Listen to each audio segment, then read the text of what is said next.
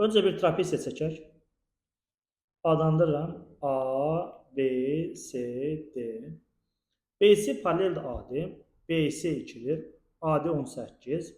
CD 5. BD 6 qeyd edirəm. Olarsa trapezin perimetrini tapmaq.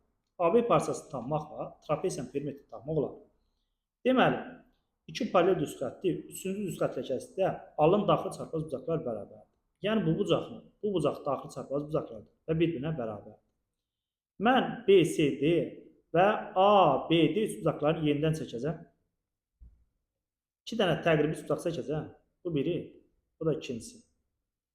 Deməli, gedirəm B, D, C və D, A, B.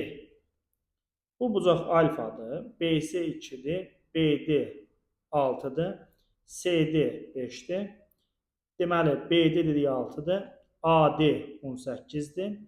Bu bucaq da əslində alfadır.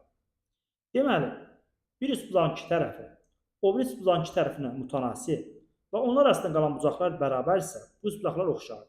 Yəni, fikir verin, 2 olub 6, 3 qatıdır. 6 olub 18. Yəni, yenə 3 qatıdır. Deməli, tərəfləri mütənasibdir. Onlar arasında qalan bucaq həqiqətində alfa bərabər.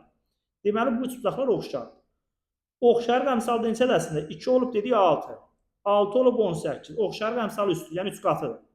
O zaman CD 5 ise 3 qatı. 5 vurulsun 3. AB'nin uzunluğu olacaq o zaman 15. Qeyd edirəm 15.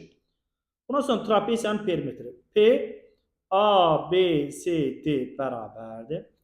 15 plus 5 plus 2 plus 18. Qeyd edirəm. Plus 5 plus 2 plus 18. Bu da bərabərdir 40. Düzgün cavab B variantı.